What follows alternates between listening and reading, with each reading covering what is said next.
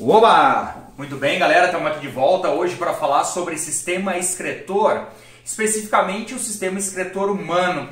A gente vai demonstrar então como que a gente consegue eliminar os resíduos produzidos através do nosso metabolismo. Apesar do foco ser o sistema excretor humano, a gente vai discutir um pouco sobre o que é excreção inicialmente. Excreção, portanto, é um processo de eliminação de resíduos produzidos pelo nosso metabolismo. Esses resíduos, Wellington, eles são produzidos graças ao metabolismo das proteínas que nós ingerimos e nós dizemos, portanto, que são resíduos nitrogenados, porque tem nitrogênio na sua composição. Quando a gente pensa numa proteína que ela é formada, né, por aminoácidos, e quando a gente metaboliza essa proteína, portanto, a gente metaboliza esses aminoácidos e vai, como consequência, será liberado aquele grupo amina do aminoácido, que é o NH3, que depois vai reagir com água, produzindo NH4, que é a amônia.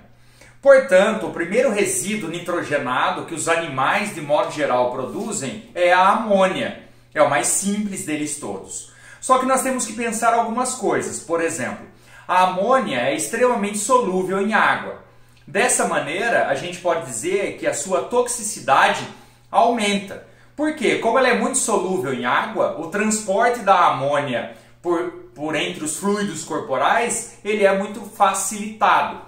E ao mesmo tempo que você aumenta a toxicidade da amônia em função da sua solubilidade, você precisaria de água demais, muita água, para eliminar essa amônia, o que não é interessante para os animais que vivem fora da água. Dessa maneira, a amônia, de modo geral, ela será excretada por animais aquáticos que não têm preocupação em perda de água. Como o processo evolutivo, portanto, fez com que os animais saíssem da água e conquistassem o ambiente terrestre, foi desenvolvido ao longo do processo evolutivo processos metabólicos em que essa amônia com gasto de energia, e tem um lado negativo disso, a gente vai gastar energia para produzir a ureia e o ácido úrico. O ácido úrico é o menos solúvel de todos. Dessa maneira, é aquele que é eliminado com uma quantidade menor de água. É uma economia de água significativa, principalmente excretada por animais que botam ovo com casca. Então nós temos aí aves e répteis, que excretam ácido úrico. Nós humanos excretamos ureia, juntamente igual, né, os anfíbios na sua fase adulta. O anfíbio na fase larval excreta amônia também, porque a fase larval do anfíbio é dentro da água. Então percebam que a diferença entre esses compostos em relação a que animal que vai eliminar cada um deles está diretamente ligada à disponibilidade de água que esse animal tem para poder usar, gastando ou não, desperdiçando ou não água para eliminar esses resíduos. Belezinha? Muito bem. Daí a gente entra agora no sistema excretor humano, propriamente dito, o nosso sistema excretor, formado por 2 rins, 2 ureteres, uma bexiga e uma uretra. Bexiga essa que armazena xixi, que quando você está aí na escola ela é desse tamanhozinho, né? Pede para ir no banheiro a cada 3 minutos. Muito bem. Então nós temos 2 rins, 2 ureteres, uma bexiga e uma uretra. Estão todos na nossa cavidade abdominal, né? E a uretra vai desembocar no homem, no pênis, né? E na mulher, na região vulvar, ao lado da entrada da vagina. Tá bom? O rim é o órgão extremamente funcional em relação à filtragem do sangue. Se eu perguntar quem filtra o sangue, quem retira os resíduos do sangue, são os rins. O ureter simplesmente vai coletar a urina produzida pelo rim e levar para a bexiga, que vai armazenar essa urina e posteriormente nós vamos eliminar pela uretra. Tá? É claro que nós temos um esfíncterzinho aqui que controla a nossa micção. Então eu não vou produzindo urina e vai saindo o tempo todo, né? Eu tenho um controle sobre a micção, que é quando eu relaxo o meu esfíncter, a minha bexiga contrai e empurra o xixi para fora. tá bom? Então o que a gente vai trabalhar aqui especificamente é o rim, porque o resto é um conduto. É um conduto que leva a urina para ser eliminada, tá? Lembrando que a uretra, no homem, ela é comum também para o aparelho reprodutor. Na mulher é separado. Então, no homem, a uretra, além de fazer xixi por ela, sai o sêmen, resultado dado processo reprodutivo do homem. Então, quando a gente olha para o rim, que nós temos um rim em corte, nós temos algumas estruturas internas que a gente vai fazer uma avaliação um pouco melhor aqui. Nós temos a medula renal, que é a parte mais interna. Lembre-se sempre que a palavra medula, dentro da biologia, significa a parte mais interna do órgão. A parte mais externa do órgão sempre será córtex. E as pirâmides renais, que são essas estruturazinhas que realmente parecem pirâmides, que desembocam todos num duto coletor, que vai dar origem aqui à formação do ureter, tá bom? Galera, é dentro dessas pirâmides renais que estão as estruturas funcionais do rim, que nós vamos chamar de néfron. Então o néfron é essa estrutura que está de amarelo aqui, que é a estrutura funcional do rim. O que significa isso? É o néfron quem efetivamente vai filtrar o sangue. Então a gente vai descrever o néfron primeiro, depois a gente vai observar como que o néfron é capaz de realizar essa filtragem.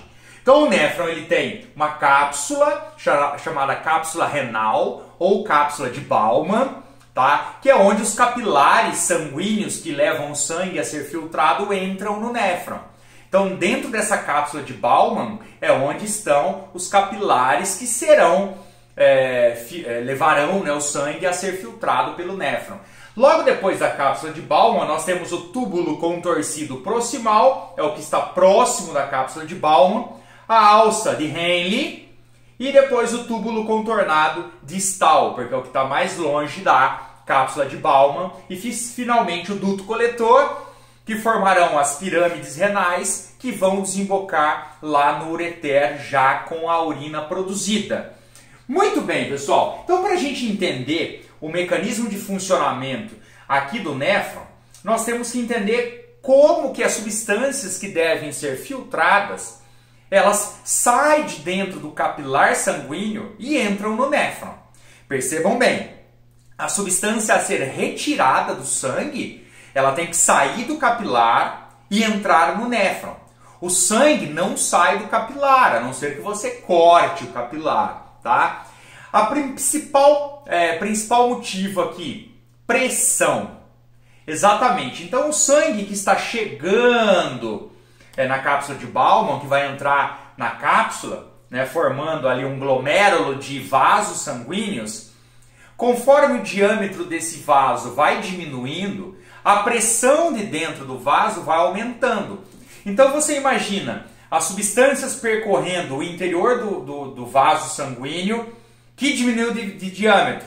Então a pressão lá dentro aumentou. Ou seja, essas coisas que estão passando por aí, elas estão sendo empurradas contra a parede do capilar. E como elas estão sendo empurradas contra a parede do capilar, é natural que elas atravessem o capilar. Então imagina o seguinte, tem aqui o capilar, o sangue percorrendo, a substância sendo pressionada contra a parede do capilar, e elas vão atravessar. Nós temos aqui então a formação de um produto chamado filtrado glomerular. Vamos dar uma analisada no filtrado glomerular. Ele é formado, portanto, por íons, né, sódio, potássio, glicose, aminoácidos e água. E a ureia que vai ser eliminada. Então vamos reforçar o que nós temos nesse filtrado glomerular, que é a primeira parte da filtragem do sangue. Íons, glicose, aminoácidos, água e ureia. Tá? Então um detalhe extremamente importante. Essas substâncias que foram filtradas no glomérulo, nem todas serão eliminadas. Senão não faz sentido. Vamos por exemplo, eu não vou eliminar glicose. Na nossa urina não tem glicose, tá? Ah, Wellington, mas meu avô é diabético e tem formiga no vaso sanitário dele. Tudo bem? Seu avô é diabético, não controla a diabetes que ele tem, por isso mesmo sai glicose na urina, o que significa que o rim dele já está em falência, não está conseguindo mais reabsorver essas substâncias. Então percebam essa palavra, reabsorver. Por quê? Parte disso deverá ser reabsorvido, tá? E o processo de reabsorção ele vai acontecer em algumas etapas. Então, primeiro, no túbulo proximal, quem que é reabsorvido? Sódio, tá? Ativamente. Então, o sódio que está dentro do néfron, ele vai voltar para o capilar. Perceba, ele está voltando para o capilar. O que significa que o líquido que está no néfron vai ficar hipotônico em relação ao plasma. Por quê? Porque os íons que estavam no filtrado voltaram para o sangue. Então, o filtrado ficou menos concentrado. Dessa maneira, a água é absorvida por osmose. Lembre-se que a osmose é o transporte de substância do meio hipotônico para o meio hipertônico. Tá? E lá no finalzinho, portanto, a gente vai ter aqui a formação da urina que vai ser eliminada. Muito bem, essa reabsorção ela vai depender, então, vai depender da ação de um hormônio, né? O hormônio esse que nós chamamos de hormônio antidiurético, que é produzido pela neurohipófise, que está dentro da cabeça. A hipófise é uma glândula, né? Produtora de hormônio. Essa hipófise está dentro da cabeça, dividida em duas partes, e a neurohipófise produz o ADH, o hormônio antidiurético. Ou seja, esse hormônio ele aumenta a permeabilidade do capilar. Então, quanto maior for a permeabilidade do capilar, maior será a reabsorção de água. Dessa maneira, eu tenho uma diminuição do volume de urina produzida. Olha lá, antidiurético. Ele reduz a produção de urina. Se eu tenho uma diminuição na produção do ADH, do hormônio antidiurético, eu tenho um aumento no volume de urina produzida. Por isso que quando você, corotezinho, cervejinha, o que vai acontecer? Eles são inibidores da produção desse hormônio, do ADH. Como eles inibem a produção do ADH, você aumenta a produção de urina. Tá certo? Muito bem. Esse hormônio ADH também é conhecido como vasopressina, portanto, porque ele atua no controle da pressão arterial. Então o rim, olha lá, além de eliminar as substâncias produzidas pelo metabolismo de proteínas, resíduos nitrogenados, ele também regula a nossa pressão arterial. Resumidamente, então, o que nós temos que pensar aqui? Chega o sangue com pressão alta dentro da cápsula de Bowman. Não que eu esteja com uma pressão alta. A pressão arterial dentro da cápsula de Bowman é grande. As substâncias atravessam o capilar, caem dentro da cápsula. Começam a ser transportados pelo néfron.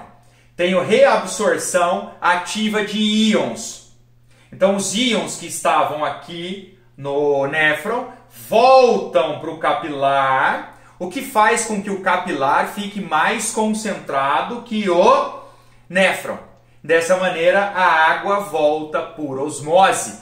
Chegando lá no final, não foi reabsorvido, virou urina que vai para o duto coletor e você vai no banheiro para descartar isso tudo. Rapaz do céu, ainda bem que acabou. Beijo, abraço.